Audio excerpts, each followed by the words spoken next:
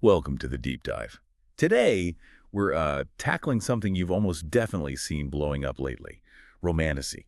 It's this huge blend of romance and fantasy, and it's everywhere. Bestseller lists, social media feeds. Mhm. Our mission today, to really get under the hood, figure out what it is, why it's suddenly such a big deal, and its wider cultural ripples.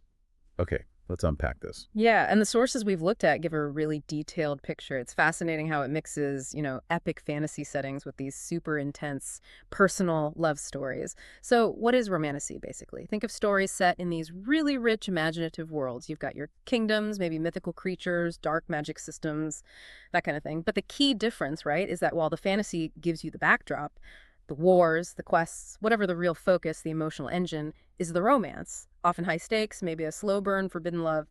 That's the core. That focus on the emotional core, yeah, that sounds really powerful. Here's where it gets really interesting. How did it just explode like this? It feels like it happened almost overnight. What's driving the surge right now? Well, there are a few big factors, actually. Number one, you absolutely have to talk about TikTok, specifically hashtag book talk. It's this massive word of mouth machine. Videos go viral. Books like A Court of Thorns and Roses or Fourth Wing shoot onto bestseller lists like instantly. It's made authors huge names.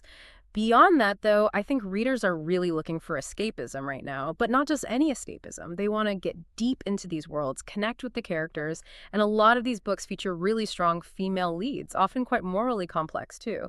That seems to resonate. Oh, and they're usually series, which means, binge reading, fan theories, keeping that engagement going online, it builds communities. That makes sense. That desire for connection for characters you can really invest in, it feels central. So what about the specifics? Like what tropes or character types make the romance part so addictive? Maybe more so than in, say, traditional epic fantasy. Absolutely. The genre really leans into these powerful, emotionally charged tropes. They ramp up the tension. You see enemies to lovers a lot, that built in conflict turning into passion, super popular. Then there's fated mates or soul bonds, this idea of destiny, an undeniable connection. Adds that epic feel. Plus classics like, royals falling for commoners or the whole mortal falling for an immortal being thing. It just layers in the drama and the stakes. And certain books have become like the absolute go-to examples, haven't they? When you dug into the sources, which titles really stand out as defining the genre right now? For sure. If you want quintessential romantasy, A Court of Thorns and Roses Acre Tar by Sarah J. Maas is huge. It's got the fake courts, the politics, very sensual romance.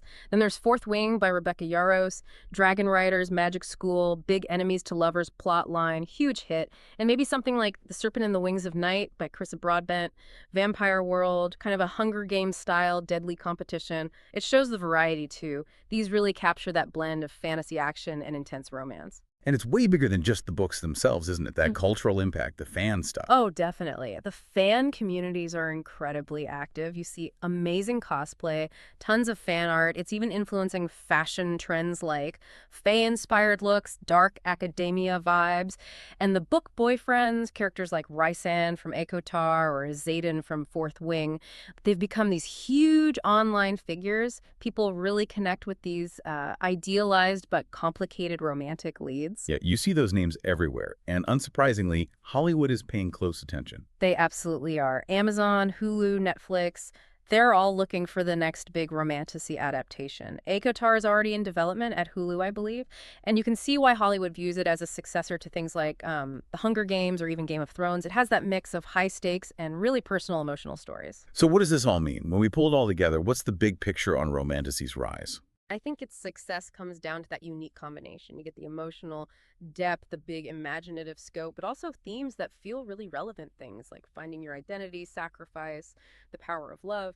It's definitely more than just a fleeting trend. It feels like it's genuinely shaping genre fiction, especially for, younger readers, but really for anyone who wants that mix of adventure and deep feeling. And maybe this leaves you, listener, with something to think about. What is it about these specific kinds of fantastical romances, these specific tropes and settings, that taps into something so universal? What deep human desires make them resonate so strongly right now?